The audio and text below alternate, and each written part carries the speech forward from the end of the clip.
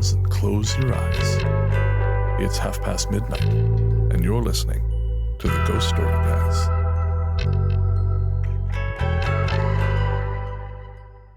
Welcome to the Ghost Story Guys. I'm Brennan Storr. I'm Paul Storm. And this is a show where we talk about spooks, specters, and all the other things watching us from the shadows beyond the campfire. Some conversations only make sense after the sun has set, and this is most definitely one. Thanks for tuning in. This is episode number 190. And we're coming to you from that tiny mountain cabin you dream about, but can never quite reach. Paul, my friend, how are you doing? I'm doing marvelously well, thank you. How are you? I am good. I actually got to have a new experience the other day. This was wholly new, and it also was very embarrassing. And I debated whether or not I would share this story on the show, but I'm going to share it because I cannot help myself. Before I do that, though, I want to say I'm really looking forward to this episode. We're doing something really different on this show. We're doing an entirely UFO-themed episode. So these are stories of strange encounters with UFOs, mostly lights in the sky. We don't really have any contact stuff in this episode. That might be something down the road. Although there was a weird little side story I found that does have some contact elements to it. But it all just kind of seemed like, you know, the text I got from my friend as we were wrapping up the last Talk Spooky, some conversations you and I have had, and then I was listening to your interview with Preston Dennett over on Mysteries and Monsters, and I thought, you know, I think this is worth exploring, and not only because the stories are so interesting, but because you know so much, and there are so many unusual encounters out there that I know you're familiar with, that I really wanted to pick your brain. But before we get there, again, my story is not UFO-centric, but it does deal with the sky. So, having lived in Victoria for the last 17 years, we don't really get thunderstorms. It's just a quirk of the geography. They don't really happen that often, maybe once every couple of years. Here in Southern Ontario, they happen quite a bit. And what I've learned is because my apartment is on the southwest corner of a building, a lot of the rain kind of seems to come from the west. So I have to close my actually I have to close all my windows because the wind and rain comes in so furiously. Because I'm kind of a corridor too. I'm at the intersection of two very long, very wide streets. So there's very much a wind corridor. So I have to close the windows because otherwise everything is getting rained on. So yesterday I was working down at the atrium, the co-working space that I belong to in St. Thomas, and I was working on some writing for the other show I'm doing with Brandon. And all of a sudden, my phone goes, and it was a thunderstorm warning, a severe thunderstorm warning. And I thought, oh, that's cool. Well, I guess that'll be fun. Sweet. And then a friend of mine called and said, man, did you see the thunderstorm warning? I said, oh yeah, it's crazy. And they sent me some pictures from where they work, and the sky was apocalyptic. It was gorgeous. They asked where I was. I told them, and they said, hey, did you leave your windows open? And I realized that I had, because it is getting increasingly warm here, and I do not currently have the budget for an air conditioner, so I just leave the windows open because I can take advantage of this wind tunnel I described. However, I had left them open before I left. Oh, no. Oh, yes. So I grabbed my shit as fast as I could, piled into the car, and I've never tried to beat a storm before. And I'm going to tell you some of the things that travel in the sky, Paul. They travel faster than my tiny Mitsubishi hatchback. Yes, they do. So I squealed onto Hamilton Road, which is not far from where I live. I squeal onto the road off the highway, and it hits. And it's just waves of rain lashing down from the west. So I know exactly what's happening in my apartment. So I book it for my place, park, run upstairs. Sure enough, the kitchen floor is soaked. So I close the window and okay, shit, all right. Go to the bedroom. The bed is wet. Oh, no. The bed is like 2 feet away from the window, but it's come so far through the window, it's rained on my bed. So I thought, shit. So I closed the windows, mopped everything up, and I realized the bed is so wet, I have to stand that and the box spring up to let them dry out. And as I do this, I realize I've been sleeping on the wrong side of my mattress. It was a sign. It was a Costco mattress. I had it delivered. The guys brought it upstairs. I walked in, they set it up, and I went, well, that's weird. I've never seen a mattress that looks like that, but okay. And so I just put the fitted sheet down, and I like a firm mattress, so I just didn't think about it. And then when I was taking them apart, I thought, hang on, why is the logo on this thing upside? Oh, Jesus, there's a quilted side.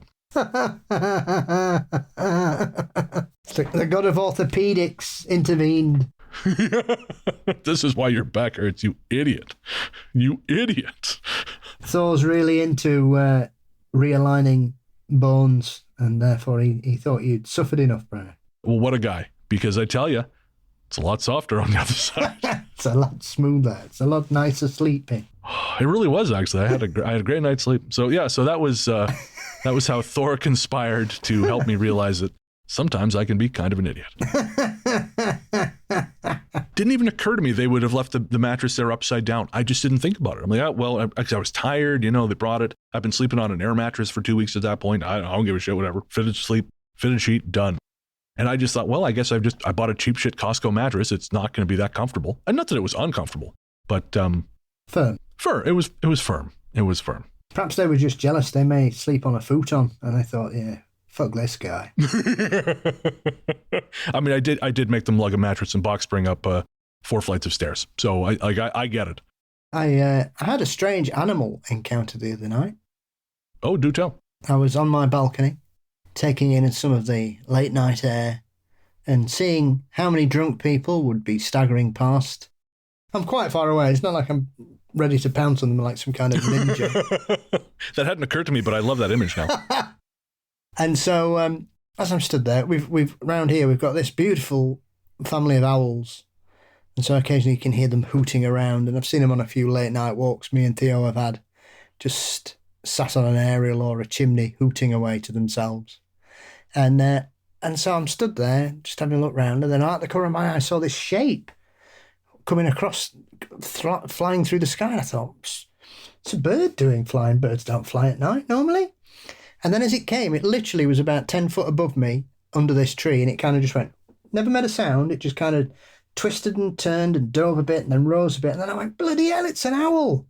And it had just gone, oh, wow. And landed on the next house's television aerial and just sat there staring at me for 15, 20 seconds. And then it just went, whoop, and flew off. Just saying hi. And then about 20 minutes later, when I was shutting the curtains, I shit myself because I realised, I'm thinking, why is there a cat? Reflection, there's no cat behind me. Is it a ghost? And then I realised there's a cat sat on the wall staring at me like that. I'm thinking, what's he doing? What's happening here?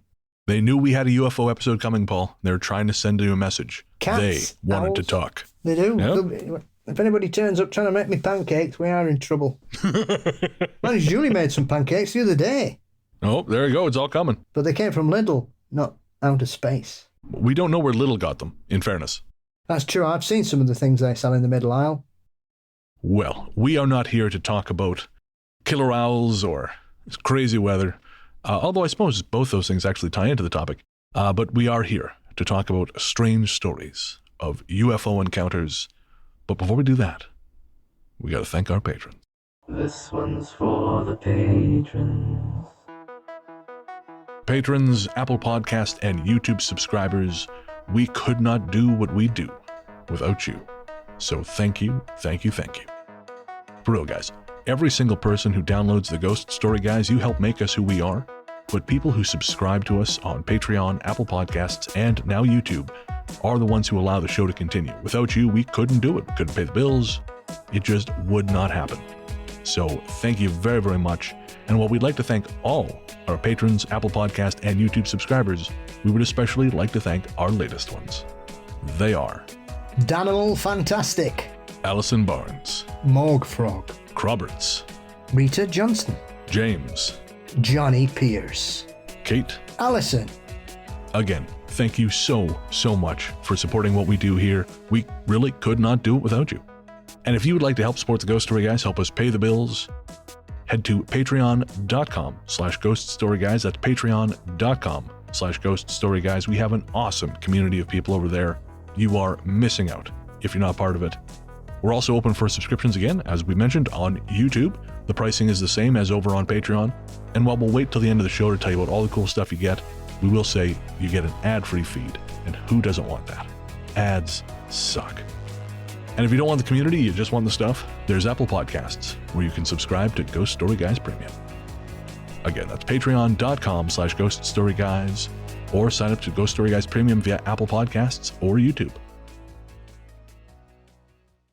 One last thing, shout out to our composer, Rainy Days for Ghosts. Rainy Days for Ghosts is a project of film journalist and composer Harper Smith. You can find more of Harper's work by going to rainydaysforghosts.bandcamp.com or by searching for Rainy Days for Ghosts or Street Witch on streaming platforms everywhere. All right, we are going to take a quick break and be right back with stories of a little cosmic terror.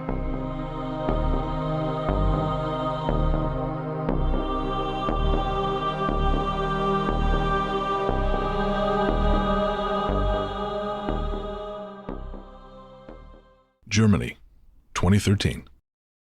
This encounter happened on July 25th, 2013 in Germany, right at the French border. It was 10:30 p.m. when my ex and I went outside to have a cigarette. While we were talking, I noticed 3 oddly bright stars in the corner of my eye.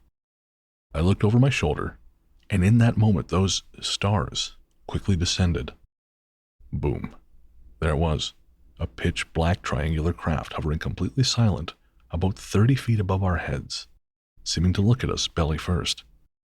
Each side was approximately 30 feet long. Its lights were bright, yet not blinding. I would describe them as pure lights. I've never seen anything like it before. We were absolutely gobsmacked, like deer caught in the headlights. We felt paralyzed, as if we were hypnotized or controlled, just frozen and staring in disbelief. Everything was or seemed silent in that moment. Before, you could hear frogs and crickets. They were actually quite noisy, but it was as if time had stopped. Oddly enough, neither of us can say if that encounter lasted 5 seconds, 30 seconds, or 3 minutes. Before it took off, it moved super fast from the left, upwards and to the right. It was zigzagging like a ping pong ball. It was totally surreal. I did not understand what was happening. Then it shot off towards space in an instant. It was so fast.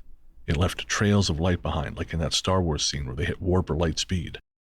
And during all of this, it didn't make the slightest noise. Nothing. We immediately turned our heads toward each other and confirmed that we really just saw what we saw.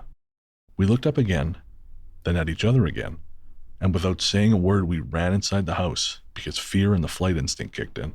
However, my curiosity quickly took over, and I went outside once more, but the craft never returned.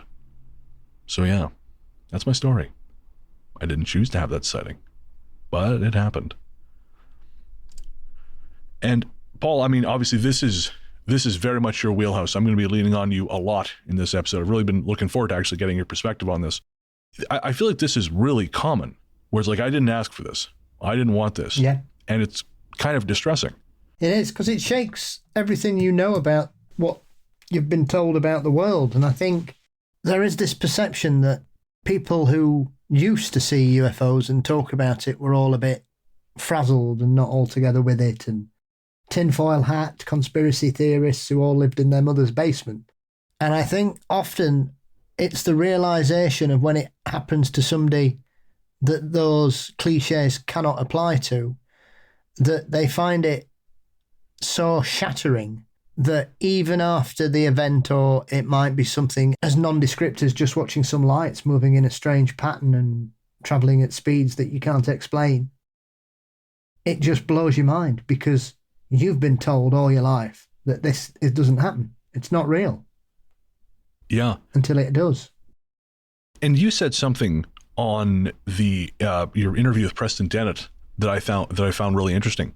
It might have been Preston who said it. I can't remember, but you were talking about how in the 70s there was the real big UFO flap for a large portion of the 70s. 73 was particularly particularly eventful. But you mentioned that whenever UFOs were portrayed in media, it was almost always on silly shows. And the person who saw the sighting was almost always the boob or the buffoon. Yep. And I thought that was interesting. And it's something that, you know, again, you guys touched on this. And folks, I really encourage you to listen to that episode. Preston's an interesting guy. And Paul knows a lot about this stuff. But I thought it was interesting that you talked so much about disinformation. Because I think that is in order to kind of get your head around this subject, because I'll be honest, for a long time, even when I really got into the paranormal, I kind of thought, aliens, whatever, I'm not too worried about that. But some of the things you guys have talked about and things I've kind of learned through independent research, there is a surprising amount of state disinformation on this topic. Oh, yes. Absolutely. And that's the thing that often makes people scratch their heads, because if it's all nonsense, why muddy the waters? Yeah, you guys specifically mentioned a guy, was it Klaas? Philip Klaas. Philip Klaas. Can you tell us a little bit about him? If I have to. I believe it is integral to the story. Yeah, Klaas set himself up sort of from the late 60s onwards until his death as the uber UFO skeptic, and would regularly appear on any show that would book him to talk disparagingly about people's experiences, witnesses, anything to do with the UFO subject, which, as far as he was concerned, had not one shred of evidence. He was a professional hoaxer and a disinformation agent. He was a calculated and manipulative liar, a bully, a misrepresenter of information, and a thoroughly nasty piece of work, in my opinion.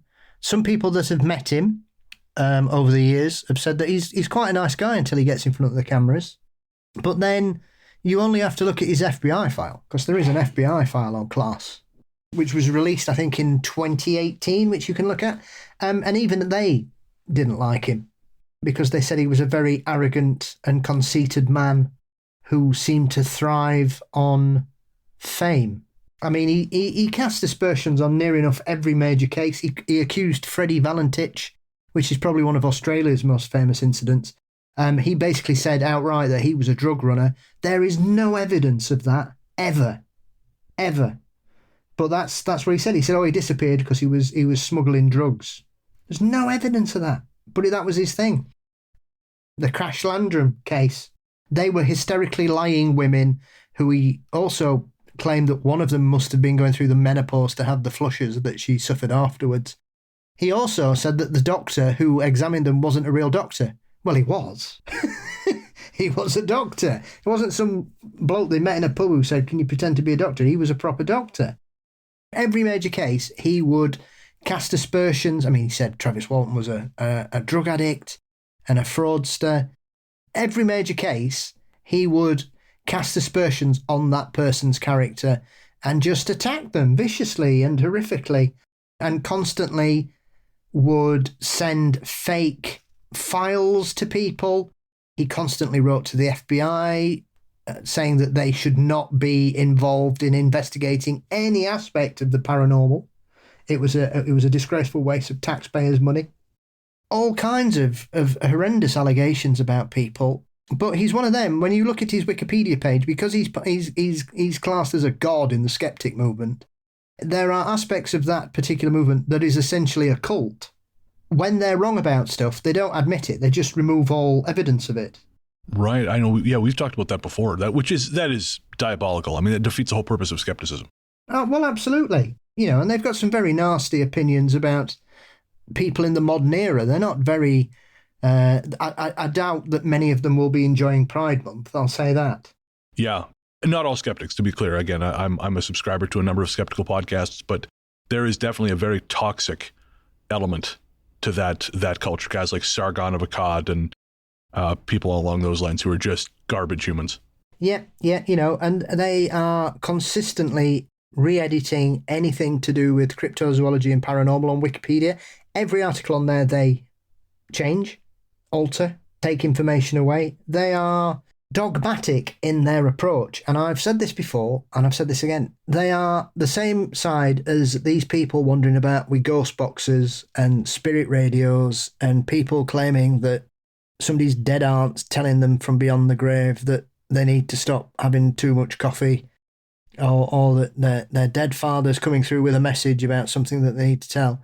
They are exactly the same thing to me, because if you can't be honest and try and deal with a situation methodically and scientifically and have to launch into personal attacks and character assassinations, or just outright belief against all forms of evidence contrary to it, then you're not being an investigator. You are in a cult that is never wrong. Everything you see is what you want it to be. And that's dangerous because you need skepticism, especially when you talk about the paranormal, because it is so manipulative. And it's the same in ufology, it's the same in cryptozoology. You have charlatans and liars and frauds who take advantage of vulnerable people who are grief-stricken, people who have had a shocking experience. People who just make the most outrageous nonsense up. But it sells, it's like these Muppets running around Britain claiming Bigfoot's here. I mean, just jump in the sea and do us all a favour, right? Because it's so frustrating, because when you want to look at it properly, and this is the same with any Fortean phenomena, neither of these two sides have any value, because they just will not come to a middle ground. It's either you're with me or you're against me, and that's all there is to it. And that's not good. I refuse to believe it. It's not good for anybody. And so Klaas is one of the worst examples of that, primarily because of the way he spoke about people. I mean, this is the other thing. When you've got things like Freddie Valentich, his entire family were grieving about the loss of a son, and you've got this knobhead in America saying, well, your son's dead because he was a drug smuggler. Oof. With no absolute empathy towards the fact that their son is dead. He's disappeared. There was never a shred of wreckage found. They put forward false explanations, which, when are disproved, they just ignore them. They don't talk about it. They think, oh, well, we'll move on to the next thing. We'll move on to the next thing. Next they'll be claiming bears can pick rocks up and throw them against buildings. Okay, but that'd be pretty wild if they could, though, right? Well, we're all in trouble if that's going on. We've got enough trouble with Bigfoot running about. Never mind bears wanging stuff. Sat there round your campfire toasting a few marshmallows. Next thing, somebody's head comes flying through the woods. No thanks. Northern California. Unknown. I was driving my van north up the 101 in California, through the redwoods on my way to Humboldt, through Mendocino. It was probably around 2 or 3 in the morning, and apart from a random car coming in the other direction every 15 minutes or so, I was totally alone. There aren't any buildings or towns for a huge chunk of this route, and aside from my headlights, it was pitch black. The road going through this part winds back and forth through some tight turns. As I was approaching one of them, I saw a bright light up ahead around the corner. It was much brighter than headlights and lit a huge area up, so I assumed it may have been those bright lights they put by rest stops along that road. As I turned around the sharp corner, the road straightened out in front of me, and I saw maybe 2 football fields in front of me, and about 100 feet up in the air, a perfectly white sphere that looked maybe 20 feet wide. Everything around me was strangely illuminated in this extremely bright, perfectly white light. The trees along either side of the road were visible as if in daylight. Long black shadows stretched along the ground behind the trees, all pointing towards this sphere of light in front of me.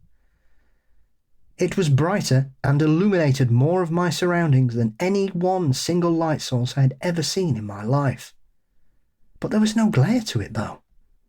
I was looking directly at it, but it didn't hurt my eyes in the slightest. It was just so white. It was almost like looking at a piece of paper. It was like someone had forgotten or randomly placed an omnidirectional light source in the environment, like some kind of early 3D rendering program, if that makes sense. I squinted my eyes at it to try and figure out what the hell I was looking at. Was I approaching some super bright light source along the road that just looked confusing for a second? Like just one of those tall LED pole things they have at rest stops. Was it a super bright meteor breaking up in the sky and just coming directly at me, instead of across the sky? I drove straight on for about 45 entire seconds, and the light was still there, and it was clearly only a few 100 feet in front of me, and only about 80 to 120 feet up in the air, just standing perfectly still.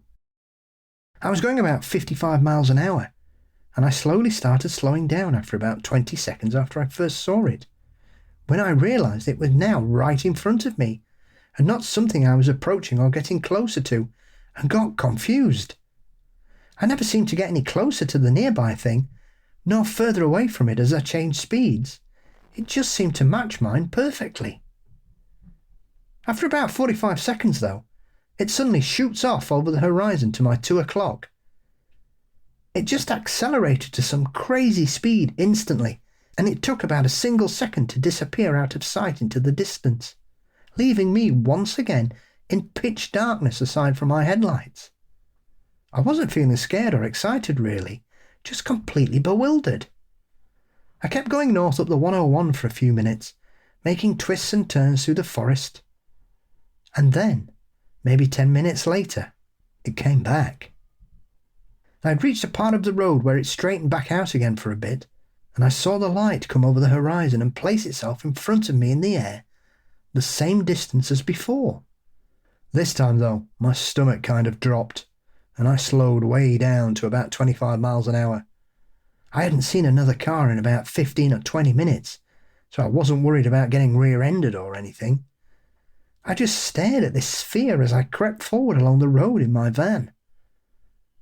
I'd rolled down my windows after the first time I saw it to get some air, and I remember listening for propellers of a helicopter or a drone, but the only thing I could hear was my tyres slowly moving along the ground. Again, everything around me was lit up in the unnaturally white light in such a large area.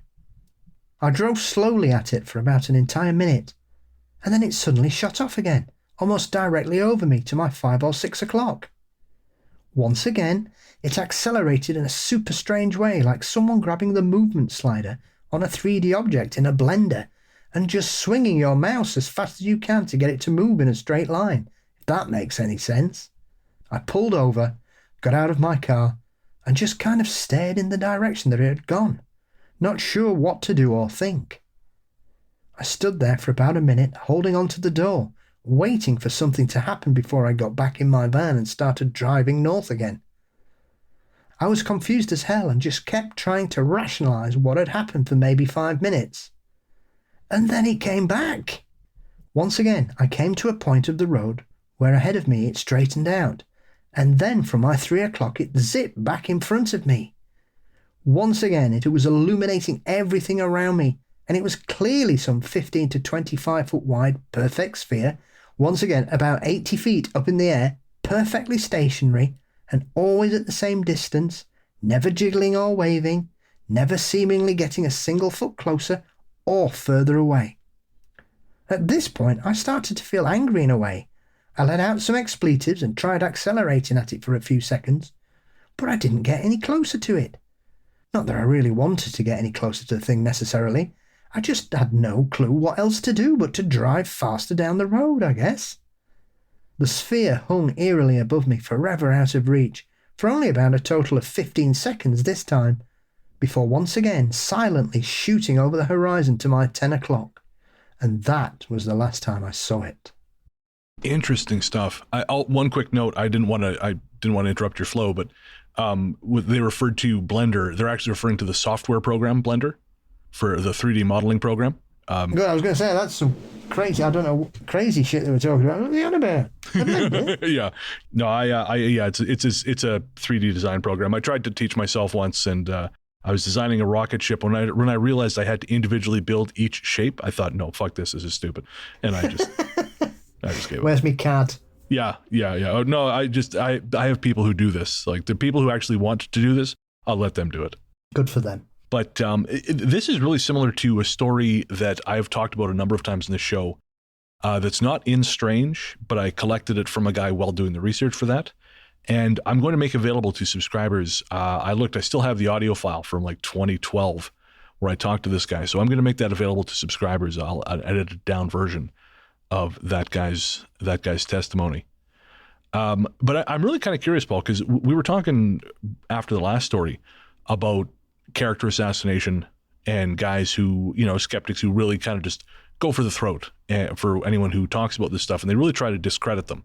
And there was something you guys talked about on that same episode of Mysteries and Monsters, where one of the people who saw a UFO and was roundly dismissed for it was the guy who discovered Pluto, Clyde Tombaugh.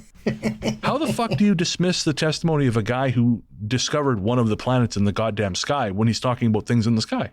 He doesn't know what he's looking at, does he? Obviously. That's madness. To to hand wave that whole thing away. His job is up. How do you ignore a guy who then says he saw something that was up? Because it doesn't fit the agenda. You know, if you're going to trust the opinion of anyone, this is the thing they have to say, well, is he a credible witness? Well, I think if you've discovered what was classed as a planet and will always cause astronomers to fall out, Pluto, because it's no longer classed as a planet, though they're trying to bring it back again. They're up and down with Pluto. Bring Pluto back. I'm Team Pluto.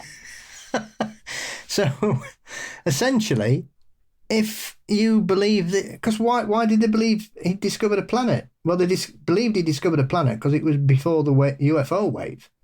Because I think Pluto was discovered in the 30s, late 20s, early 30s. Like I say, it's less than 100 years ago since we found Pluto. Right. Which is mind-blowing, once again. But 20 years later, for him to be just dismissed from seeing something, and he's not the only astronomer, you know, these are specialised people whose job is to study the night sky and make discoveries. And there's, you know, we're not talking one or two of them, there's dozens. And obviously it's got to the point these days, very similar to military personnel, pilots, even members of the general public, where if you said anything like this, you'd be like, people would go, what's he on? Oh, he's drunk, he's on drugs. He must be stressed. He's hallucinating. It was the planet Venus. They don't know what they're looking at. People are stupid. They're all confused.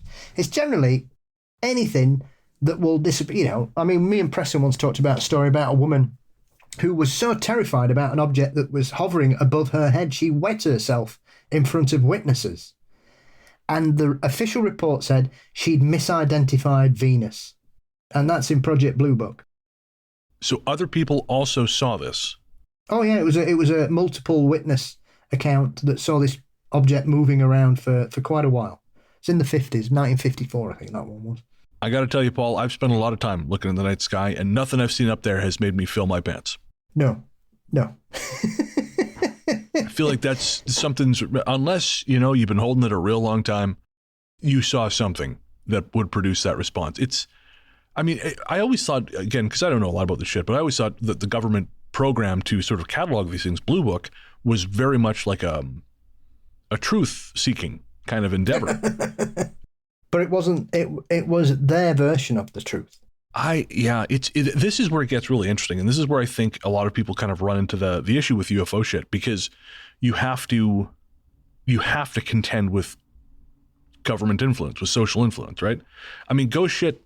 If we live after we die, no one in officialdom really cares. There are obviously religious leaders who would be upset one way or the other to find out that, no, okay, the way the system of belief that you have instituted is actually bears no resemblance to what comes after the point of physical death.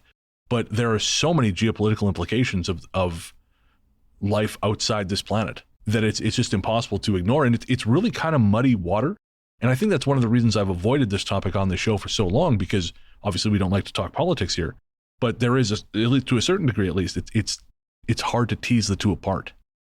Well, it is, but it's not one political side either. It's all political sides of all parties in mostly the US and the UK, Canada and Australia.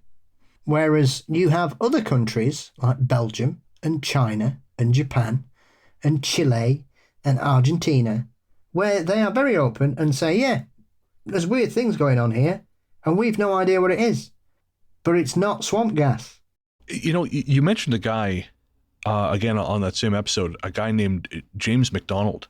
Yeah, bless him. He was a UFO witness? He was an astrophysicist. He was a doctor of physics. You know, and this was not a stupid man. Right. He was a teacher at University of Arizona, I think it was. And he was a very clever man. And his theory was he believed that there was some reality to this and simply wanted an open and thorough investigation dealing with the facts. And therefore, he considered that, in his opinion, the extraterrestrial hypothesis was a good explanation for what was going on in some incidences. And he was such a well-regarded man. He spoke at the United Nations, so he wasn't just any old physicist. This was a man who had a real reputation. He was an excellent public speaker. He was incredibly intelligent, articulate, passionate.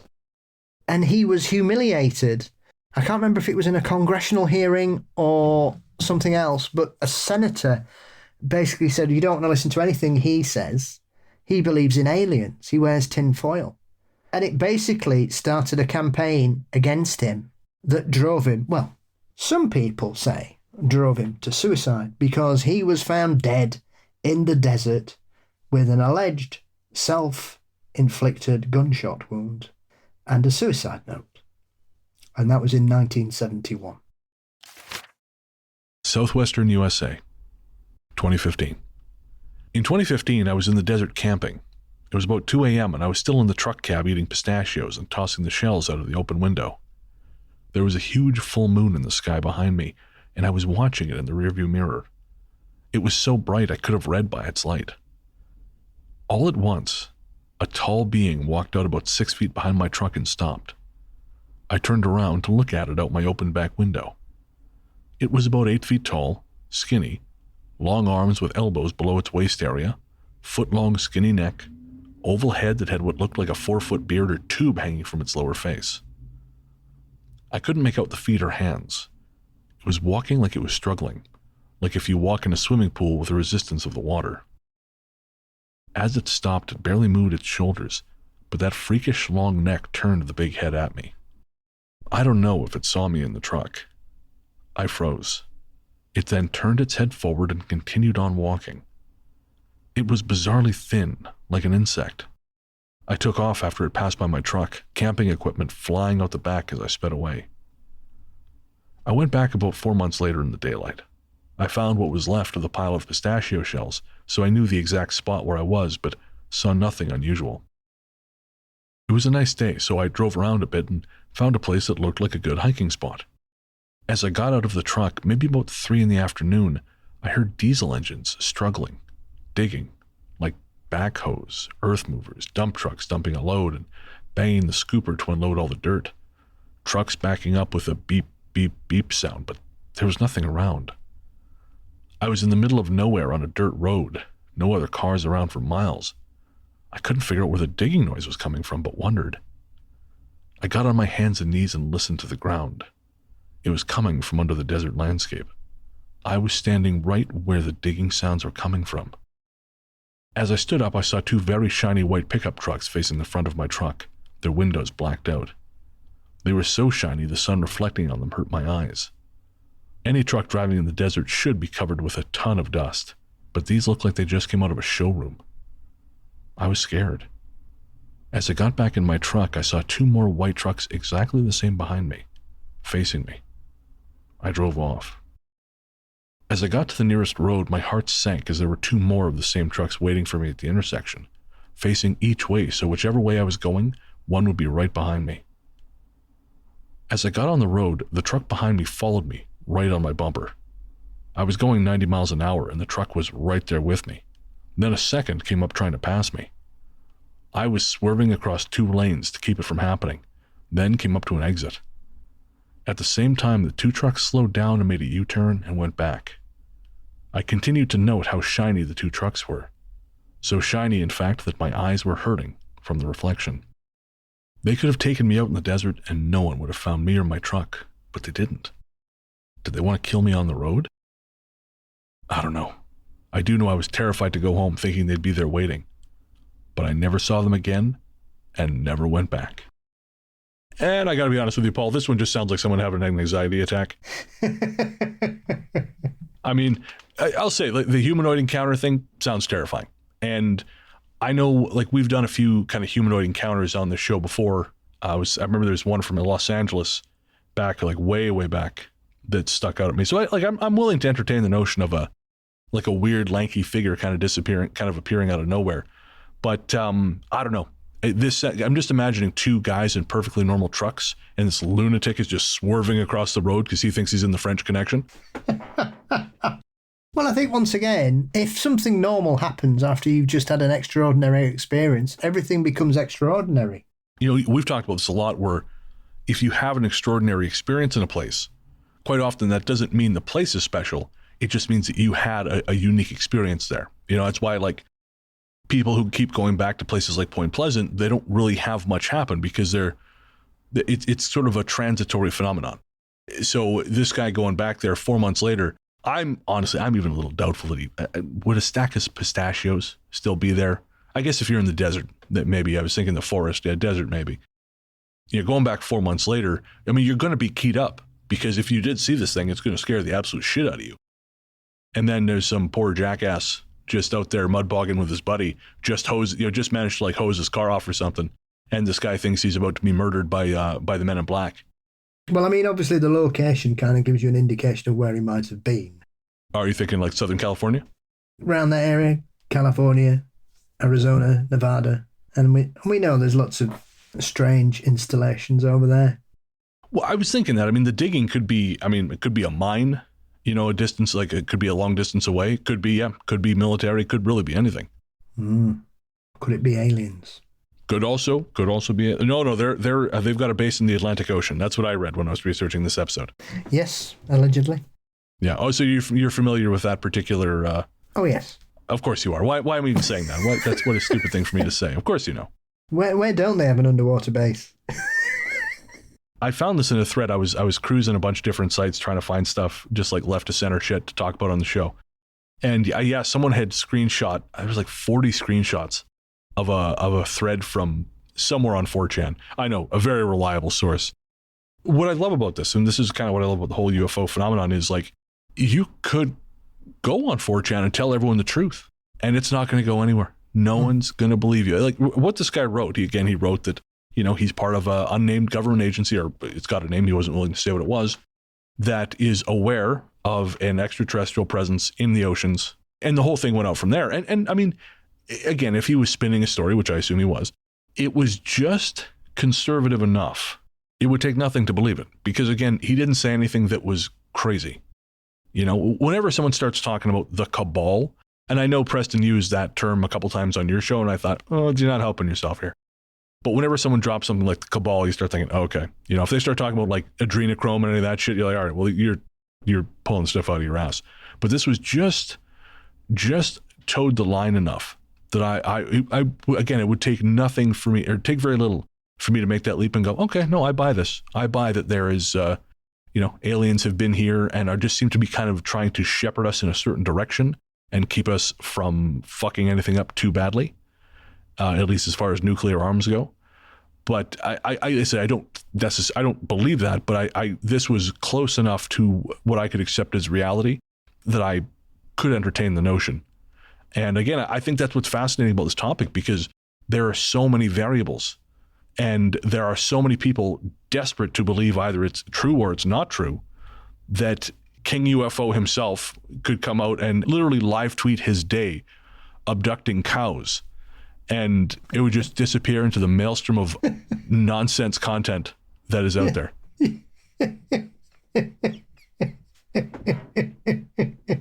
You know, you look at Canada with Shag Harbour, you know, that's an incredible incident that makes no sense. And here we are, what, 57 years ago, people still, there's a Shag Harbour UFO festival every year, I believe.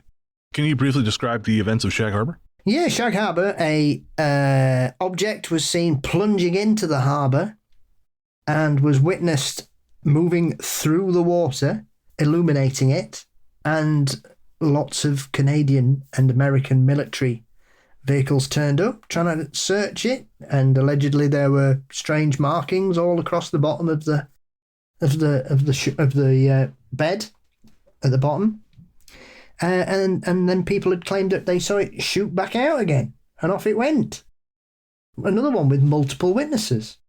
Obviously, there was, you know, a couple of juicy cases from the 60s in Canada. You've got Shag Harbour and Falcon Lake, which is another one, which was explained away as a drunk man falling on a barbecue. And that happens a lot in Canada. I don't know that anyone usually points to it as evidence of extraterrestrial presence, but I know some people that happen to. Yeah, amateur geologists are always taking barbecues with them to go rock hunting. It's an epidemic, really. But yeah, Stefan Michalak, I believe. Michalak, however you want to pronounce his surname. Yeah, he was drunk and fell on a barbecue. That's why because he got this strange grill burn on his stomach. There's photos of it, and he ended up in hospital and all sorts. He got severe burns. If you Google Stefan Michalak, Falcon Lake, you can see the pictures of his burnt stomach. And it's like a cylindrical pattern, about, 10 across and 6 down, all across his lower chest and stomach. Interesting. Oh, ouch. Oh, yeah, so Stan Michalak can still vividly remember when his dad came home sick, injured after something happened in the Falcon Lake woods of Manitoba on the May Long weekend of 1967.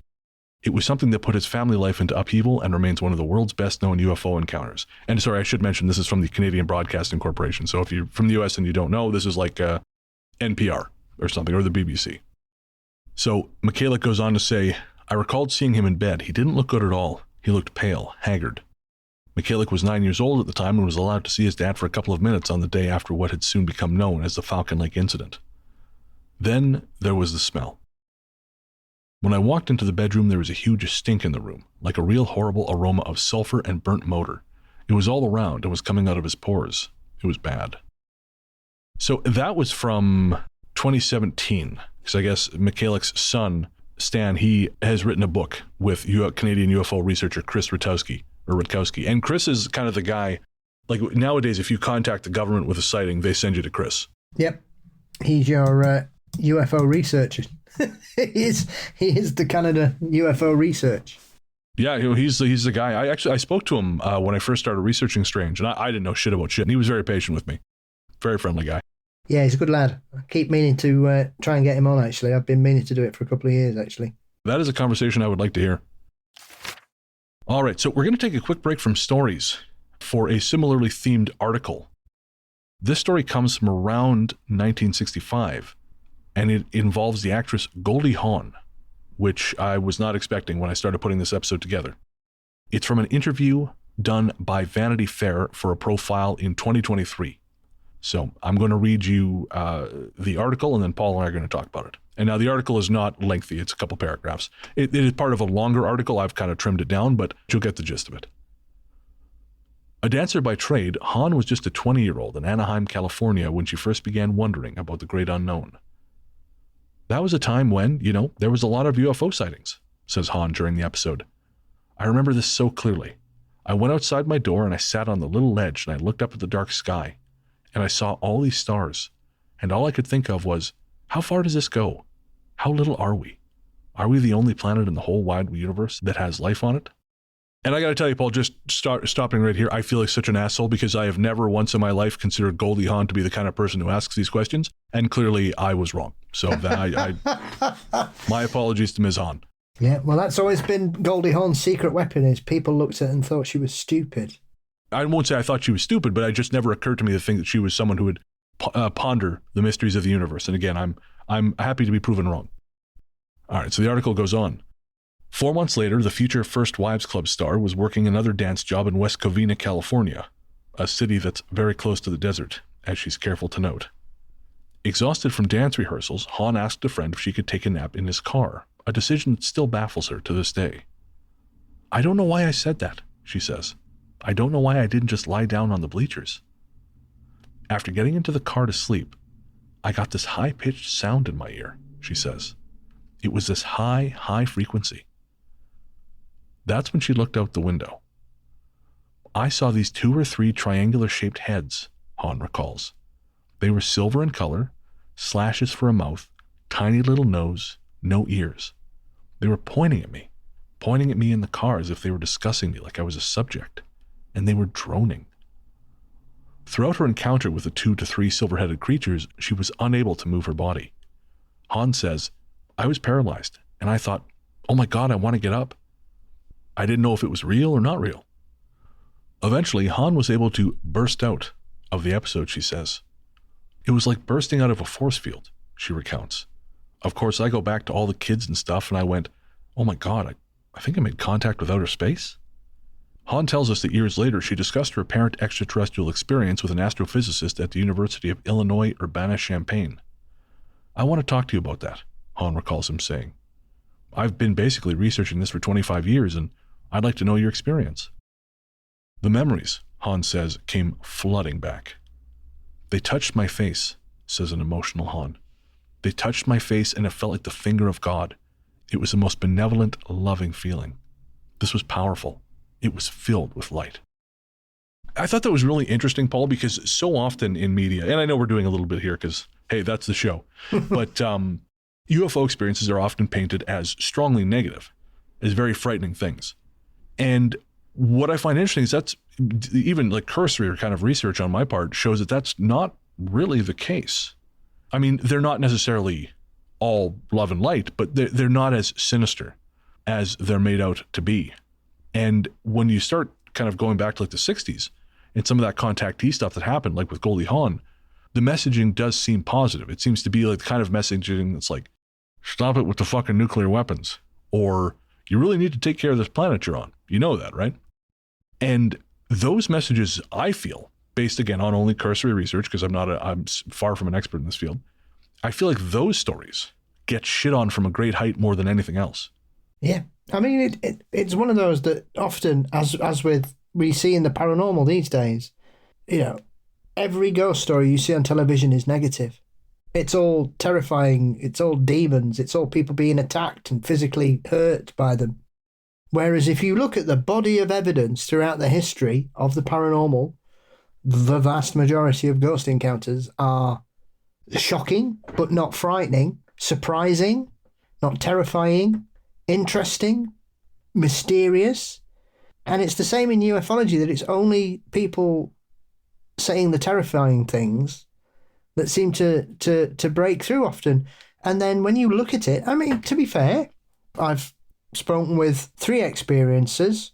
All would say that their experiences were negative. But I've also heard from others who are extremely positive about what's happened to them. For example, Preston Dennett's collected hundreds of reports from people who have had positive repercussions from experiences, even to having their health repaired, for God's sakes. I mean, there was that story we were talking about, we mentioned it a couple of times, where one guy was taken and he was talking to them and they did an examination and everything, and they said, here's our gift to you. And they gave him a jar with all the tar they'd extracted out of his lungs from 30 years of smoking. Funny enough, I have that one written down. I was going to ask you about that one. I'd rather have a jumper, thanks. You know, I don't know. Fruit basket. Take the shit out of my body. And Lord knows all the horrible shit I've done to my body over the last 41 years. Please help me undo some of this, aliens. It's like Brandon Lee in The Crow, pulling all that heroin out that woman's arm. Oh, I forgot about that scene. Yeah. So, but you know, I mean, when I've spoken to Philip Kinsella, I mean, he obviously views his experience very negatively. He's been on shows in the States before where he's basically been derided and told that he's stupid and not mentally prepared for what happened to him because it's all love and light in these people's opinions. And it isn't. As with anything, certain people will have bad experiences. That doesn't mean everybody will have a bad experience, but it also doesn't mean that person who's having a bad experience, it's basically turning the victim into, oh, well, what do you expect? You weren't ready for it. You're not mentally prepared enough. You don't have the intelligence to comprehend what's happening to you. That's why you were frightened. And so, once again, you have these frictions going on between all that. It's like someone trying to talk you into polyamory. It's like, oh, you're just not evolved enough for it. Like, no, come on, back off. No, really, you're missing out. Hey, I don't like board games that much. Come on. I agree I can love more than one person at one time. I just don't have the patience or time. One's pushing it, innit? Really? I mean, it's so much time, Paul. It's a lot of effort. And the communication and all the time. They all seem like they love talking. And again, hey, if you can pull it off, God love you. Have fun. Yes. Enjoy it for the rest of us who are just real assholes who barely have the time to focus on one thing. Absolutely. You should listen to Goldie Hawn. If you get married, you will be divorced. Did she say that? Yes. That's why she said her and Kurt Russell have never married. But it's quite odd because obviously Goldie Hawn's experience has only recently come back into the lexicon of celebrity UFO experiences, whereas Kurt, is quite famous for anybody in ufology because he was an eyewitness to the Phoenix Lights because he was flying one of his sons. It's a great lift, isn't it, this? He was flying one of his sons to his girlfriend's. Hey, Dad, can you give me a lift? Yeah, jump in the plane, son. We'll go. Jesus. Pew. My dad wouldn't even give me free taxi rides when he was a taxi driver. So, and as they were coming in, he saw the 6 lights in a V formation over the airport. And so he called it in because he was concerned. And he said the strangest thing about it was, after he reported it, landed the plane and everybody went, he forgot about it for like 10, 15 years.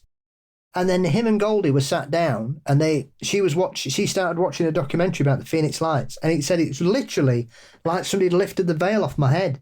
And I was like, that's what I saw. That was me. And he said, I can't explain why I forgot about it for 15 years. I cannot tell you. I remember seeing him talk about it. He actually did it out the blue on the BBC. Oh, right, yeah. He was obviously promoting a film, but it was odd that they were doing something about the Phoenix Lights. So it was obviously in March because they were talking about it being the anniversary. And he was on the show.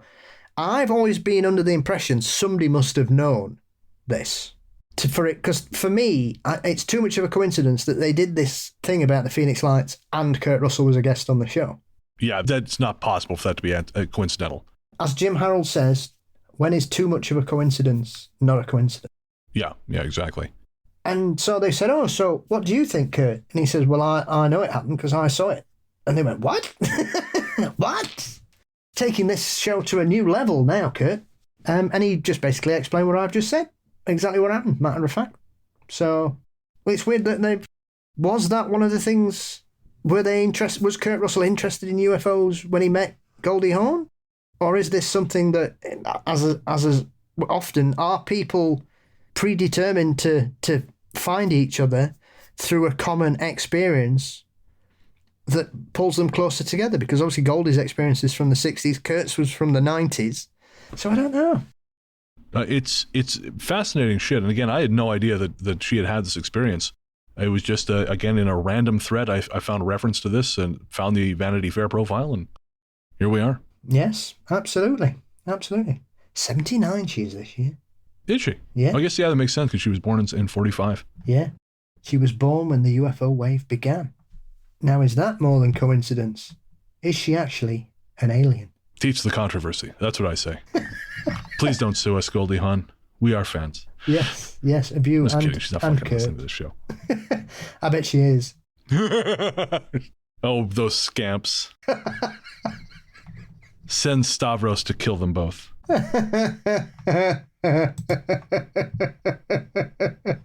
Tell King UFO to go take them out. Kamloops, Canada, 2022. The night of May the 19th, 2022, I was in Kamloops, British Columbia.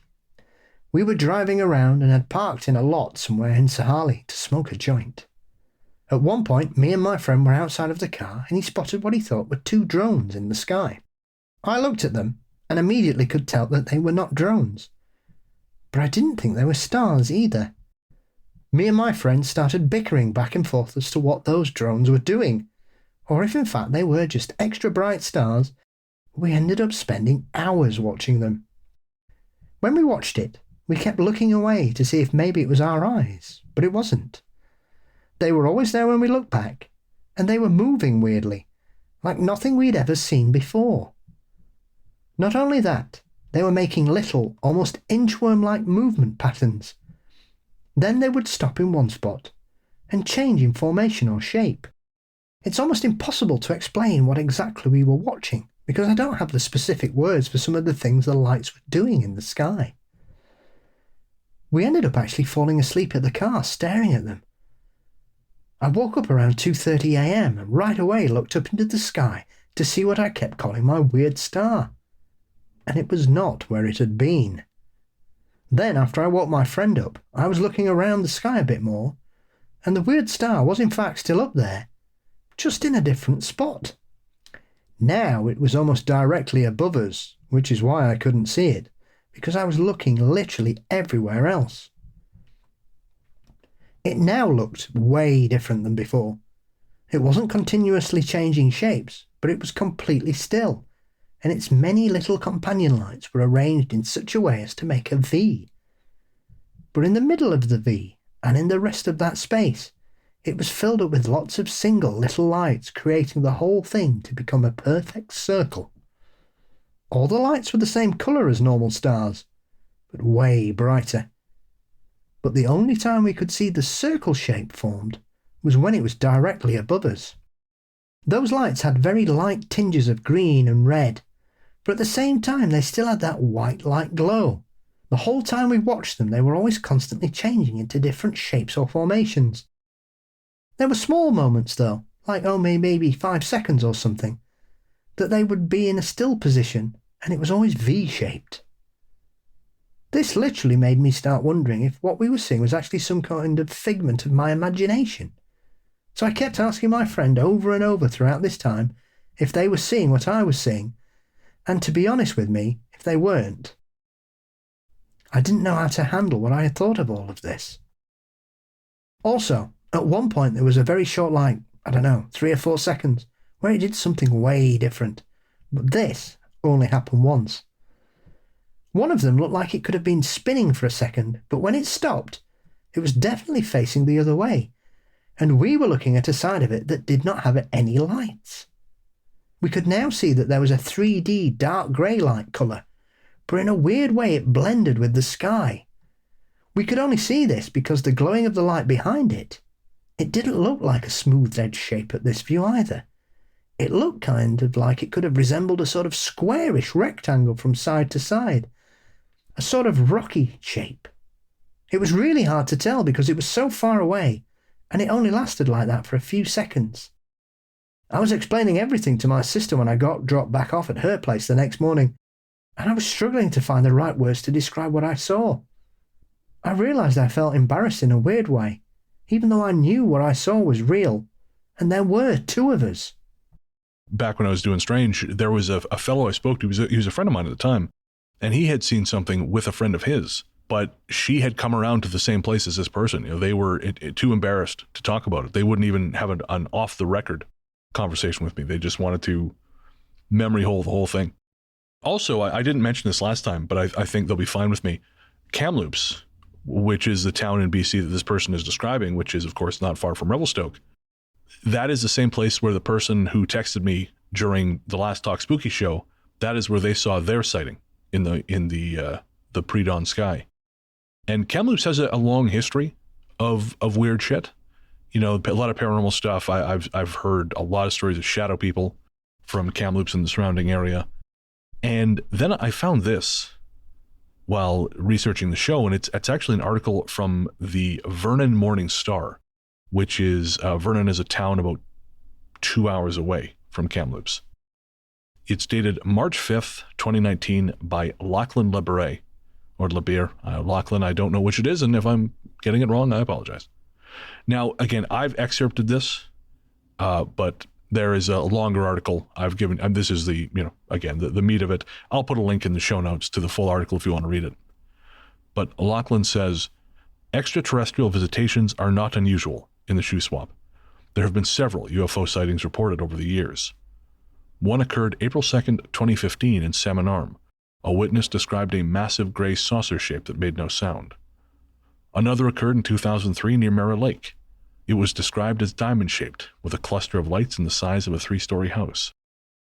Another sighting was reported in 2003 near Sicamous, in which RCMP were contacted. I might view these stories as entertaining curiosities if I didn't have my own UFO-ish experience. It occurred on a dark evening in the mid to late 1990s in Kamloops. There were clouds low and thick in the sky. I was in the front living room of my folks' home when a bright light came shining through the window. Everything electrical from the TV to the lights dimmed or shut off momentarily, starting from the front of the house and moving to the back as the light in the sky moved slowly, silently overhead. The source of this massive funnel of radiation hidden in the clouds stopped over the South Thompson River, where it lingered for about a minute. Then the funnel appeared to close up on the spot, as though the source had shot straight up into the sky. I don't know if what I saw was a UFO, Maybe it was some experimental Canadian military stealth-seeking helicopter technology. Regardless, the experience made me want to believe. And I find that shit fascinating, Paul, because like you and I have talked so many times, stories about electrical malfunction when UFO things are going on. Yeah, it doesn't happen all the time, but there's enough really good reports. I mean, several of them, especially, I mean, I'm not too sure these days. Maybe, this shows the evolving power of the auto industry, I would imagine, that obviously cars these days are far more reliable than they were 50, 60 years ago. I don't know. I didn't have to do a USB software update for my first car. Well, there is that, I suppose. But you would get a lot of people who would see UFOs, and obviously Close Encounters is a brilliant example of some of those early cases, because a lot of the scenes in in Close Encounters of the Third Kind are based on real events. Like the police cars chasing them and all that. They're real UFO events that have been repurposed for Close Encounters. So everything that goes on around it is based on a real UFO encounter. So you have loads of reports from the 50s and 60s and 70s of people seeing UFOs and their cars stop, their cars break down. We've had them over here where people's cars have stopped when they've had a UFO sighting. There's one in the Peak District where she was chased. A lady and her children were in a car and they were chased by a UFO to their farm. And as they got to the farm, the car died. They ran in, told their husband, he came out, tried the car, it worked straight away. So then he's thinking, well, you just got overexcited. Oh, you've got overexcited, woman. Yeah. That kind of thing. But this then became a repeat thing, and then dozens of people saw these lights flying around this valley and illuminating, as we were saying about the one in California, illuminating the whole area with a bright white light that didn't hurt their eyes, but it was the brightest light they'd ever seen. You get them all the time. And so mechanical things these days, it's interesting, people's phones stop working. People can't take a picture, or it can't seem to focus properly, or the battery dies. Why? Of course, I mean, I've said before, that was my experience in Lizzie Borden house. When everyone went to bed, I tried to take some pictures just to send them to Nick, and nothing would work. The camera the app would open, but if I tried to take a picture, it would just crash. Yeah. I mean, when I saw the strange thing I saw back in 2010, what I saw and what I filmed just looked like two completely different things. It was weird. Oh, really? Because I recorded it for about 10 minutes and it looked crap. It could have been anything. It looked like a light just in the sky. It could have been old. But I know where I saw and I know where it wasn't. I mean, I watched it for 45 minutes. So, this wasn't a fleeting thing. And I didn't lose any time. Right. I didn't get sucked out the window, taken to Venus. I know in this story, I actually cleaned up the language quite a bit in this story because honestly, it seemed like what they saw, I think they actually had a hard time describing what they were seeing. Because again, I had to do quite a bit of work to make it comprehensible. This was a story submitted to a UFO reporting website. And so they don't process anything. They just post it as the person submits it.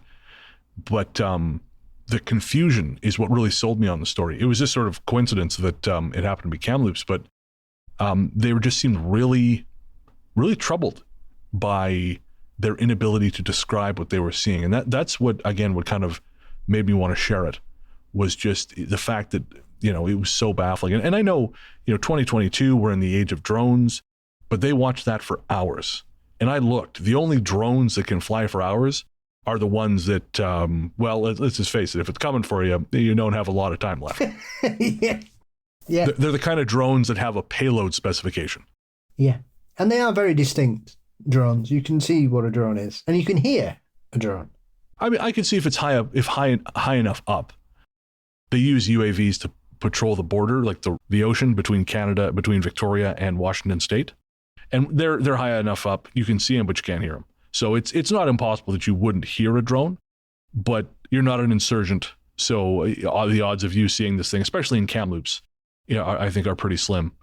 And even then, it would be a solid light moving, if anything. It wouldn't be doing whatever the fuck it was this person was trying to communicate. Because again, they really had a hard time expressing what they were seeing. It's essentially like a bit of PTSD, as I said earlier on. At the end of the day, you have an experience that is not supposed to be real. Merritt, Canada, 1996. Back in the early summer of 1995 in Merritt, BC, while I was up the Coldwater Road Valley by the intersection with Coldwater Road and Coquihalla Highway, I was sitting outside on the porch of my friend's house with my friend, having a smoke. Something made me look up, and what I saw was a huge black flying triangle, which I will describe in more detail later. Now, at the time I had never heard of such a craft. I always assumed that UFOs were small saucer craft that zipped back and forth with flashing lights, nothing more than that, and that was if they even existed at all. At the time, I was not privy to the internet, and after the experience, never thought about it much as I just had no explanation whatsoever. That was until I watched UFO Hunters on TV in 2010, and they had an episode on giant flying triangles. I almost fell out of my chair when I remembered what I had seen and realized that the phenomenon was much more prevalent than I had ever thought. What I sat there staring up at 15 years prior was a massive object. I vividly remember describing it back and forth with my friend as we sat there. It was like looking at the bottom of an iron you would use to iron your clothes. It was not a perfect triangle shape, but the sides were curved a little and the back was straight across, slightly longer in length than width. Basically the shape of the bottom of a clothes iron multiplied by several 100,000 in size. I could only see the bottom and could not tell how thick it was as it was a dark, clear night and only stars lit the sky. There was no ambient lighting from any nearby cities. We kept saying to each other, "Do you see what I'm seeing?" Then we would describe it to each other as if we thought maybe the other person couldn't see it or one of us was going nuts. The craft had small, faint, dim red lights dotted along the bottom side edges, maybe 20 per side or so. The whole craft seemed to be slightly cloaked. This part is hard to explain. You could see it, but it was kind of faint. It blocked out the stars as it passed between them in my line of sight, and that was basically how I could tell the shape, except I could see the outline. It made no noise as it passed over and flew at what I noted to be a very slow speed. If I had to approximate a speed, I might say a couple 100 kilometers an hour. I really don't like to estimate the speed because I could be off, but it seemed to move slowly through the sky and didn't seem very high up, maybe 4 to 6 or 7,000 feet. It could have been lower, I don't know. I am a poor judge of altitude and it was dark and I just really couldn't tell. It didn't help that it was, as I mentioned earlier, slightly cloaked. It passed over us, and we just sat there and stared at it and made comments about it to each other until it went out of sight over the opposite bridge to the west. We talked about it for 10 minutes as it passed over. As the craft flew, it came from the east and flew to the west. I have never seen anything unexplainable in my life before this, nor since, despite often gazing up at the night sky while outside. This was a one-time UFO experience for me, but after watching UFO Hunters and the Flying Triangle episode, I realized I wasn't going crazy that night and felt compelled to share my story in the event that it helps someone uncover the truth in regards to what these craft are. And I mean, we had a story on the episode Black Triangles and Revelations, which was very similar to this. That was from last season. And that was a listener story actually from, I want to say, your neck of the woods. Yeah, it was. Yeah. We love a black triangle over here. So this is one of my favourite British stories. And this happened on the 16th of November, 1963. Remember this date, okay? So on that chilly autumn evening, 17-year-old John Flaxton, his friend, 18-year-old Mervyn Hutchinson, and 2 other friends were walking home from a party on Sandling Road in the county of Kent, which is a region apparently rife with cryptozoological and paranormal activity, when they saw a silent, glowing, orb-like object descend from the heavens. This unusual, self-illuminated ovoid object, which was described as being just a few meters in diameter, hovered above a field. Eventually it made its way behind some trees and settled into the shadowy foliage of the woods of Sandling Park. Whilst the teenagers were still reeling from this astonishing sighting, something more unbelievable soon grabbed their attention. Moments after the extraordinary craft had apparently landed behind the trees, the teens began to notice a shaking in the bush, and what emerged was one of the most unique creatures ever chronicled in ufology. Later, the 4 horrified eyewitnesses described how an erratic, shambling, quasi-humanoid figure emerged from the woods and waddled towards them. The beast looked like a headless bat, and was approximately 5 feet tall, had large webbed feet and wings protruding from its back. In Hutchinson's own words, it didn't seem to have any head. There were these huge wings on its back, like bat wings. The group of friends, understandably overwhelmed with terror and adrenaline, sprinted away from the freakish bat thing and made their way to the nearest police station. Once there, they related their tale to one, which must assume they were highly sceptical officers. Flaxton would later state that he had felt cold all over during the episode. A week later, another witness, Keith Croucher, confirmed the teen's sighting of the strange object soaring through the skies when he too announced that he'd seen the oddly shaped craft hovering over the local football field, not far from where Flaxton and his friends had seen it. Another report came the day after, which was too outrageous to be ignored, and more people had seen the strange light. Now, people may not be surprised, so I'll show you a picture of it and tell me what you think that looks like. Dracula? Mm-hmm. Or does it remind you of something else that turned up 3 years later in a small American state called West Virginia? Oh, Mothman. Yeah. So yes, the shambling bat creature of Kent, 1963, terrifying a group of teenagers so much they ran to the local police station. That's crazy. Yeah. Brilliant story. It kind of looks like the Van Meter visitor too, doesn't it? Yeah. Yeah. It's a very weird creature. Very strange. But yeah, it's a great little story, that. That's fantastic. See? That's what you get with Paul Bessel, folks. Yes, that's from Philip Mantle's UFO Landings UK book, which collects a whole raft of encounters from the British Isles from the turn of the 20th century to the modern day. Fantastic. Well, I'll put a link to that in the show notes. I know, Philip's interviews with you are always very, very interesting. He's not from the best part of Yorkshire, but he's okay, I suppose. No one's perfect. Yes, King of Pontefract is old Philip, bless him. Lovely man. Oh, no kidding. Yeah. Wonder if he knows King UFO. Well, over here, he probably is King UFO. Our final story for tonight comes from Surrey, Canada, in 1997. On the evening of April the 1st, 1997, I was leaving the house to go out with some friends and was just in the driveway chatting with a friend of my mother's. They were attending university at that time, and she was just leaving a night of studying with my mother. She wasn't a friend of mine, and I didn't really know her very well. But I'd just like to emphasise no drugs or alcohol had been consumed by any of us that evening. The horizon of stars were very visible in the night sky above us. We were distracted from our conversation when we noticed that the stars began to twinkle and flash repeatedly all across the sky. I had never seen stars go from normal stars to that many flashing stars before. We were looking up and across the sky trying to figure out what was causing this to happen when something came into view in the sky behind us. We were looking west, and this object travelled east to west, so it came up from behind us and overhead.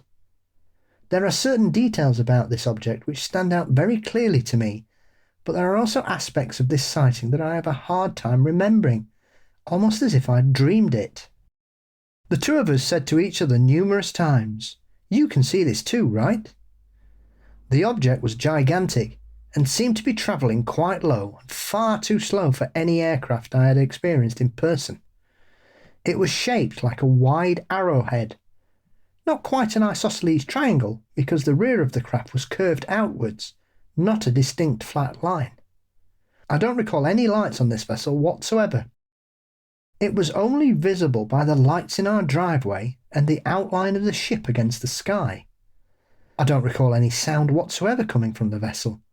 I've seen commercial airlines come into land and the sound is extremely loud from the engines, but this craft had no sound and was too slow and too low for me to comprehend what I was seeing. As it moved over our heads continuing west, we could make out vague details of the underside of the craft that looked like pipes or channels. At the risk of losing any credibility, the only remotely accurate way I could describe it would be imagine looking up at a Star Destroyer ship that is so iconic from the Star Wars films. This is what I mean when I say I could see a dim-channeled metalwork underneath when I looked up. I am by no means an expert at deciphering airspeed or the height of a moving craft, as I have no flight knowledge, but I would describe the speed and distance this way. If I were to hold my hand up over my face, I'd still be able to see the craft on all sides. It would not come close to fully blocking my vision of it. As for speed, it would travel the length of my hand, raised over my head and between my line of sight and the craft, in about 3 to 5 seconds. As the craft continued slowly west and was no longer overhead of our property line, the back of the craft lit up white, and it flew high and north before vanishing. The only thing more astonishing than the slow speed of a flying object so large and low is how lightning fast it disappeared from our sight. At the rate it was travelling, we should have been able to see it for another few minutes at least, but it seemed to raise higher and vanish heading north in under 3 seconds. Within a few moments of the object vanishing, the stars began to blink slower and eventually resumed the standard stars in the night sky, which we could be considered as normal. The two of us were at a loss for words to describe what we saw at the time, and we went back into the house to tell my mother and other family members. My mother was surprised to see her classmate was still there, as she thought she'd gone home 10 minutes earlier. We both told the same story, and we were believed for the most part because we weren't friends who would collaborate the story for a laugh, and not to mention an age gap of at least 10 years. A family member said, "Good luck getting anybody to believe you though, it's April Fool's Day." After a while I kept trying to make sense of what I'd seen, and I decided to call the non-emergency police line. Seems odd not to look online or on my phone, but hey, it was 1997. We did have internet at the time, but the internet wasn't really the go-to place for real-time alerts and posted updates. When the operator answered, I told her what we saw, and I said, "You probably think this is a joke because it's April Fool's Day, but it isn't." She said, "We've had a few hundred calls about this in the last 45 minutes, so you're not the only one." She took down my info and said someone might contact me, but nobody ever did. If only that man had listened to Art Bell, he would have been able to get in touch with Peter Davenport. And for the folks who don't know, can you explain who Peter Davenport was? Peter Davenport still is Okay. the head of the National UFO Reporting Centre, NUFOC. Oh, okay. And Peter was obviously very active in the 90s and noughties. I believe his health is restricting him a lot. His son's doing a lot of work there these days, but you've always got time for somebody who lives in a disused missile silo, haven't you? I feel like I would be concerned about not having time for them. Exactly. But yes, that report should have gone there. It's very similar to the craft people describe seeing at Phoenix as well. Oh, interesting, with the tubing and such. Yeah. And it's and the shape of it, that was described, Phoenix was described as an arrowhead shaped, a wide arrow shape, a triangular craft, V shape. It's sort of interesting, like the prevalence of triangular craft here, that was not intentional. I just kind of looked for stories that fit the topic that were long enough for our purposes, but I thought it was interesting that we came out with a bunch of these arrowhead type things. Yeah. And it's only 2 weeks after the Phoenix Lights experience as well, then. I mean, this is the thing, as people will say, well, they said it was flares, whatever.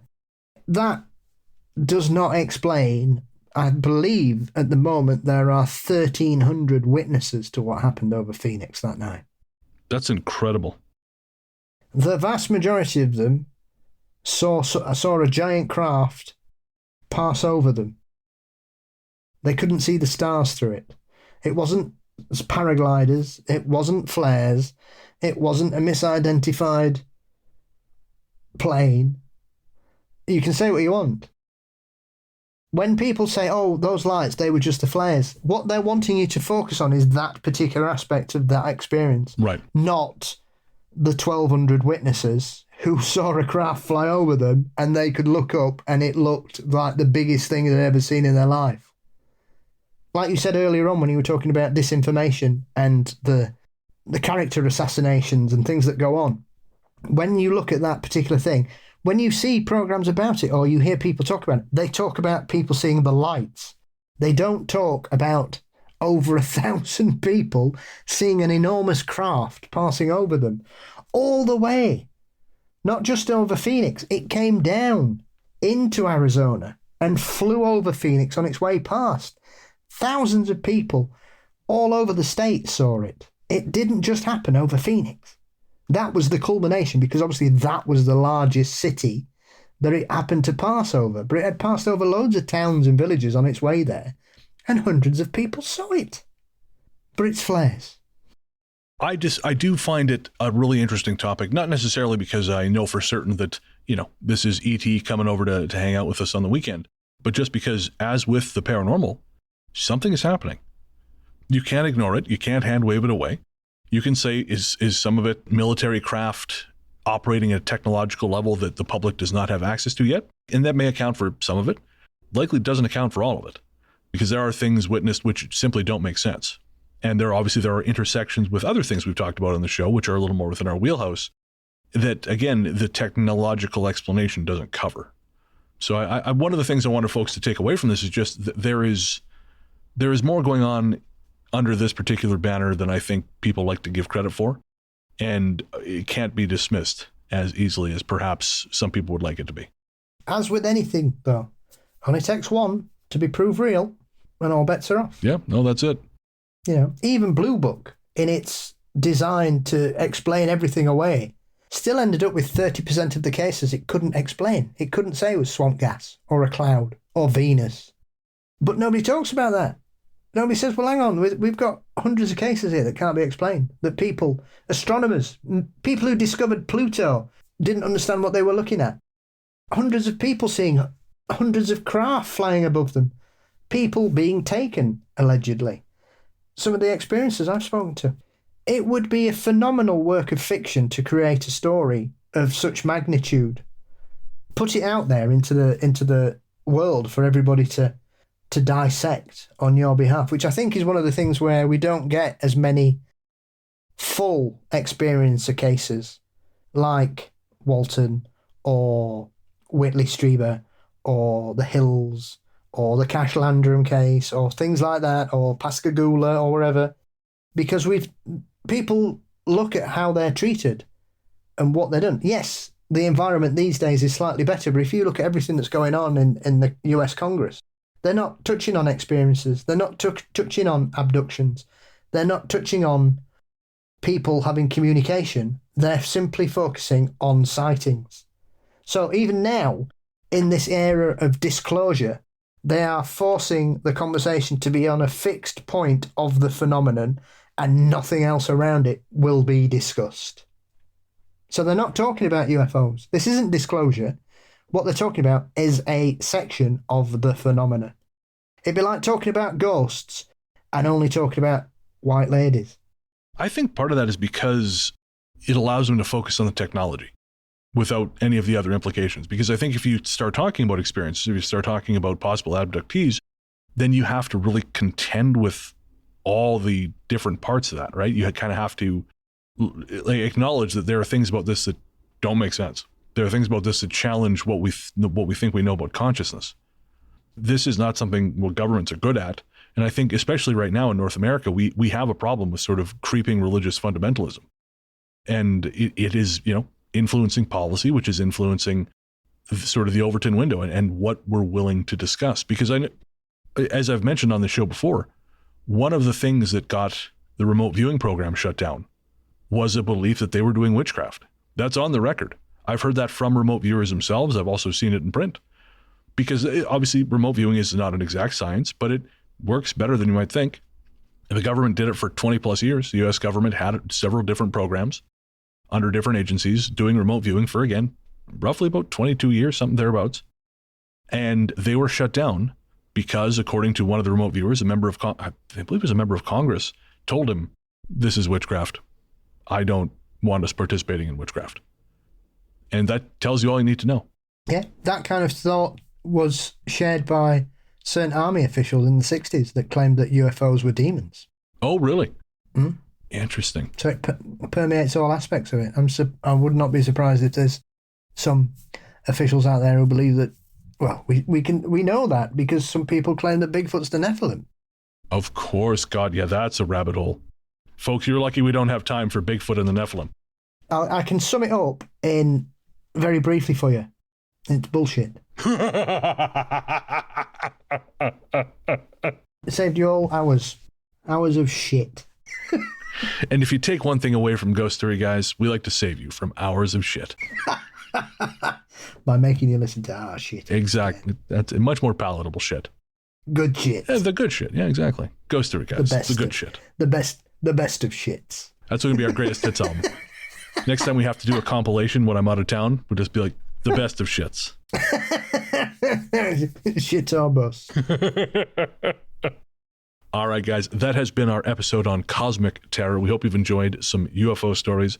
Let us know, ghoststoryguys@gmail.com. What'd you think? Would you like to see more stuff like this, less stuff like this? Do you like our haircuts? I'm kidding. We're both very bald, and this is an audio medium. Yes, I've moisturised today. You do look very shiny. Thank you. Got to now. The sun's creeping back. We've got a polar vortex stuck over us at the minute. In June? It's night. Yes. It's trapped. It's trapped the jet stream. It can't get to us at the moment. It was 9 degrees the other day. Brutal. Well, pray for Paul. Paul needs summer. I do. I've noticed it's creeping up. The football starts at the end of next week. The weather begins to improve. Clearly, we're all supposed to be in the beer garden for 4 weeks. That's what it's telling me. God's a football fan. You heard it here first. All religious deities love sport. Exactly. We're going to take a quick break. We'll be right back.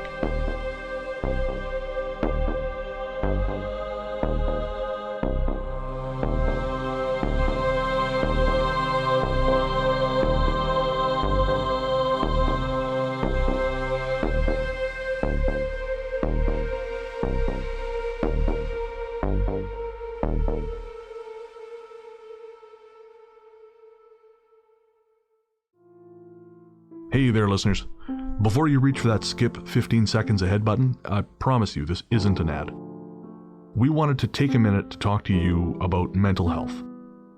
On this show, I've always tried to be as honest and open as possible about my struggles with depression and anxiety, because even though we've come a long way towards acknowledging the very real damage these things can do, there is still way too much lingering stigma about reaching out for help.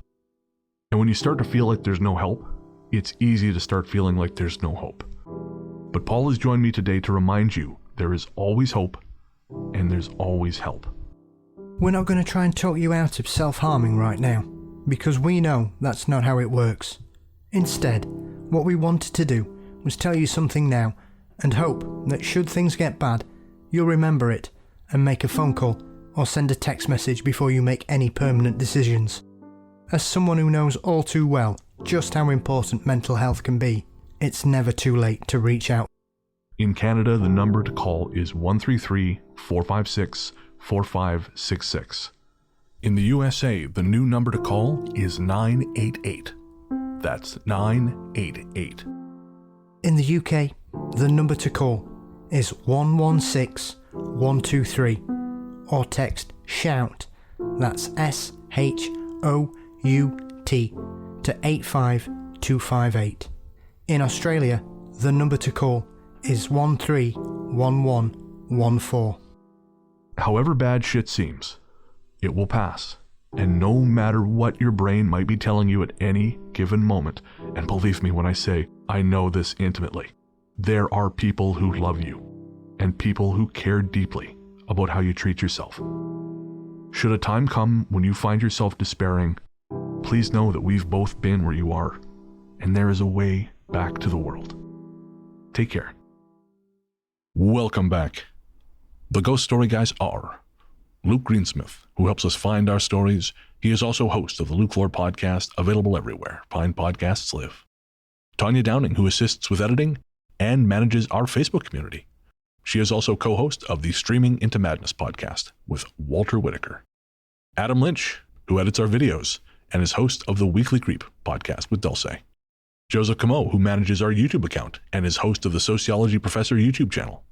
Sarah Kent, who manages our Reddit community. Our extraterrestrial captain guiding us across the universe is Mr. Brennan Storr. First star to the left and straight on till morning. I'm going to leave that in. I'm not proud of it, but I'm going to leave it in. And of course, my friend and co-host, my very own, I guess really you'd be Bones. He's dead, Jed. Yeah, exactly. Yeah, the bones on this Starship Enterprise, the one and only Paul Bestel, the paranormal Johnny Carson himself, host of Mysteries and Monsters. Paul, what's coming up on M&M?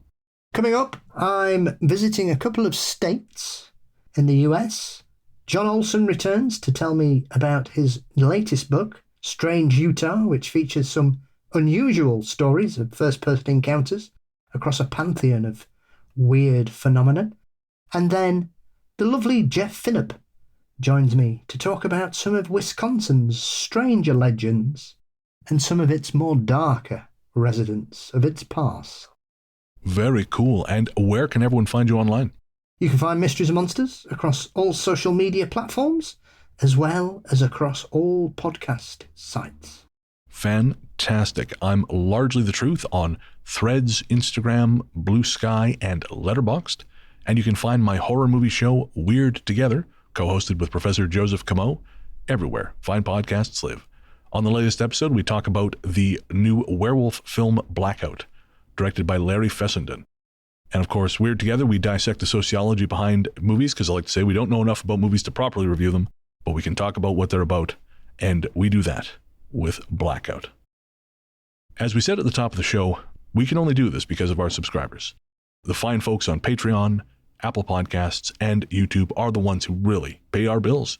And so we'd like to thank them very, very much.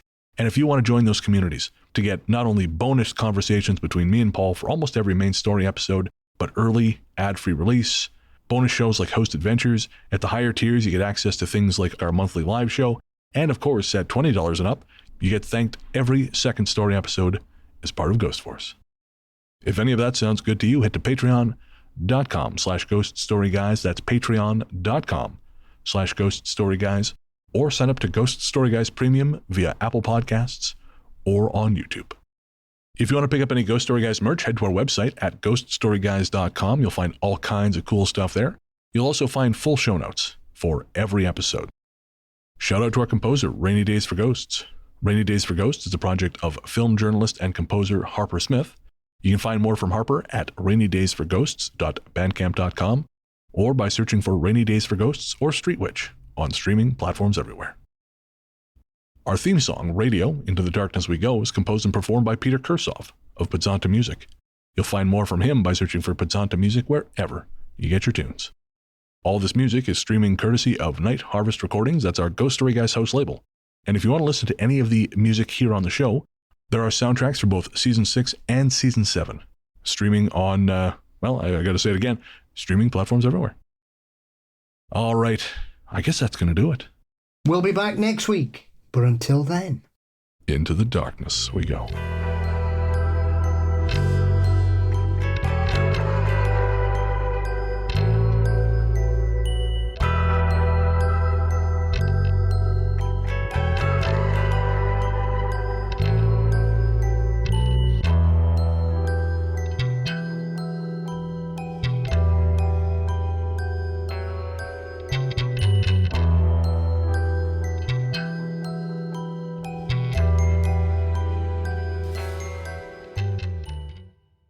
I've always been fascinated with the weirdness of nature. It's amazing. That's why you're on this call with me. A very famous meme a few years ago. There was a cartoon section from a Captain America edition where he throws his shield at the Red Skull and it hits him on the head, and the sound that was drawn said "wank." Written by the famous artist Stavro Jerkimov. And penciled by Amanda Hugginkiss. They are. My screen's froze. Hang on. Amanda Hugginkiss. Clever, that dog. I was going to say, I was imagining one of the cats. Like, what's going on here? That's bullshit. To the Redwoods. To the Wedwoods. You'll be like, what? I can't believe he's not. He looks in such peak physical fitness. Right. Another guy who looks like me and claims to be a super soldier. Yeah. If there's a tequila cult somewhere, I'm fine. Mezcal cult, sign me up. But I pray at the Church of Jack. Oh, God, I'd rather than take my dick. Oof, Jack Daniels. Nope, just chop it off. Welcome back. Am I recording? Yes, I am.